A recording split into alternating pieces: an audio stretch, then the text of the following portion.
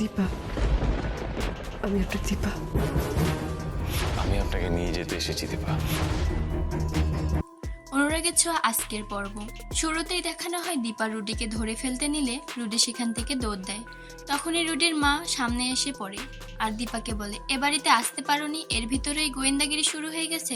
দীপা বলে, তো আমার রুমের বাইরে কেউ উকিঝুঁকি মারলে আমি দেখব না যে সে কে? আপনার সাথে কথা বলে সময় নষ্ট করার দরকার নেই, আমার অনেক বড় কাজ আছে। এই বলে দীপা সেখান থেকে চলে যায়।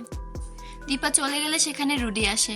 কুন্তলা বলে, আমি তো কিছুই বুঝতে পারছি না, দীপা কি তাহলে সূর্য বিয়ে দিতে এ বাড়িতে আসলো? তখন রুডি রেগে গিয়ে বলে, তুমি আছো যত বাজে চিন্তা নিয়ে, তুমি একবারও ভেবে দেখেছো দীপা জানে যে আমিই রুডি? আমার উদ্দেশ্য পূরণ হওয়ার আগে দীপাকে কিছু করতে দেওয়া যাবে না। তারপরের দৃশ্য দীপাকে রান্নাঘরে দেখানো হয়। সে সূর্যের জন্য তার পছন্দের খাবার রান্না করছে। তখন সেখানে উর্মি আসে আর বলে, তোমাকে এসব করতে কে বলেছে? চলে যাও তুমি এখান থেকে। দীপা উত্তরে বলে, তুমি কেন এ বাড়ি থেকে আমাকে তাড়াতে চাচ্ছ তা কিন্তু আমি জানি, আর তুমিও এটা ভালো করে জানো আমি খারাপ হলে তোমার কি করতে পারি। তারপর দীপা তার রান্না করা খাবার সূর্যকে খেতে দিলে সূর্য বলে, এই খাবারের ঘ্রাণ স্বাদ আমার খুবই পরিচিত, কে রান্না করেছে? দীপা কিছু বলার আগেই চারু বলে, আমি রান্না করেছি। তখন দীপা বলে, মিথ্যা কথা, আমি রান্না করেছি। সোনা রেগে গিয়ে বলে, বাবাকে একটু খেতে দাও শান্তি মতো। তখন দীপা চারু আর উর্মিকে বলে, মিথ্যা কথা বললেও তুমি কখনোই এরকম সূর্যকে রান্না করে খাওয়াতে পারবে না। তখন সেখানে প্রবীর আসে। বিয়ের ডেকোরেশন কই হবে, খাবার রান্নার প্যান্ডেল কই হবে, লোকদেরকে বুঝিয়ে দেয়। আর জয় এসে দীপাকে বলে, অনেক চেষ্টা করেছি বৌদি, কিন্তু বাবাকে কিছুতেই আটকাতে পারলাম না। দৃশ্য আবারও পরিবর্তন হলে আমরা দীপাকে দেখতে পাই সূর্যের রুমে। সূর্যের পছন্দের ফুল রেখে চলে আসছিল। তখনই সূর্য দীপাকে পিছন থেকে ডাকে, বলে, আপনাকে আমার খুব পরিচিত মনে হচ্ছে, আপনার গায়ে থেকে সেই ফুলের গন্ধ আসছে, আপনি কে? তখনই দীপা বলে, আমি তোমার দীপা।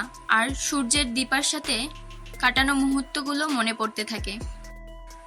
কিন্তু পেছন থেকে রুডি তাদেরকে লুকিয়ে লুকিয়ে দেখছিল। সে চিৎকার করে বাড়ির সব লোকজনকে জড়ো করে। সবাই আসলে উর্মি বলে, তুমি এখানে কি করছিলে সূর্যের সাথে? আমি জানতাম তুমি এই বিয়েটা হতে দিবে না। সোনাও রেগে বলে, সব দোষ এই মহিলার। তখন সূর্য সবাইকে থামতে বলে আর বলে, দীপার কোনো দোষ নেই, সে তার কাছে আসেনি, বরং সেই দীপার কাছে গিয়েছে কারণ দীপাকে তার খুব চেনা লাগছে।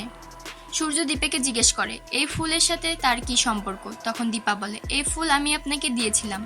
সূর্যের পুরনো কথা মনে পড়তেই রুডি আবারও চিৎকার করে বলে, সূর্যের তো ব্রেনে প্রেশার পড়বে, তুমি কি ওর ক্ষতি চাচ্ছ? তখন দীপা সেখান থেকে চলে গেলে উর্মি আর চারুও তার পিছন পিছন যায় আর দীপাকে বাড়ি থেকে বেরিয়ে যেতে বলে। দীপাও স্পষ্ট জানিয়ে দেয় সে এই বাড়ি ছেড়ে কোথাও যাবে না। আর সে খুব ভালো করে জানে সূর্য তাকে ভুলে যায়নি, বরং তারাই দীপাকে ভুলিয়ে দিতে চাচ্ছে। দৃশ্য পরিবর্তন হলে আমরা প্রবীরকে দেখতে পাই বিয়ের ডেকোরেশনের কাজ বুঝিয়ে দিচ্ছে। তখন সেখানে অনুজা আসে, দীপার সাথে কথা কাটাকাটি হয়। তখন সেখান থেকে উর্মি যেতে নিলে প্রবীর জিজ্ঞেস করে, কয়ে যাচ্ছে? উর্মি বলে, সে মন্দিরে যাচ্ছে। অনুজাও সাথে যেতে চাইলে সে না নিয়ে বাসা থেকে বেরিয়ে যায়। দীপার সন্দেহ হয়, সে উর্মির পিছু নেয় আর দেখতে পায় সে কুন্তলার সাথে মিলে দীপার বিরুদ্ধে ষড়যন্ত্র করছে। অন্যদিকে সোনা ও রূপাদের বাড়িতে মিষ্টি আরো অন্যান্য জিনিস নিয়ে বিয়েতে আসার দাওয়াত দেয়। রূপার রেগে সব ছুঁড়ে ফেললেও রূপার স্বামী তাকে বোঝায় এটাই ওই বাড়িতে যাওয়ার সুযোগ, মায়ের পাশে থাকার সুযোগ। আজকের পর্ব এখানেই শেষ।